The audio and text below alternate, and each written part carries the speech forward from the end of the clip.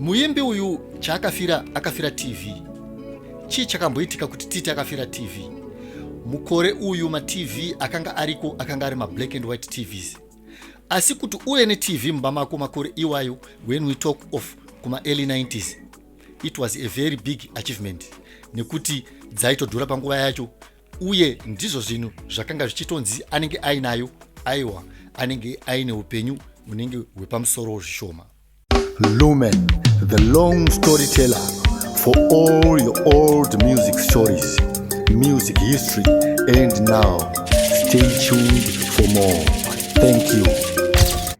Muimbi anonzi Paul Piri uyu akaenda akanotora mari yake yema-record sales kunonzi kuGrama Records.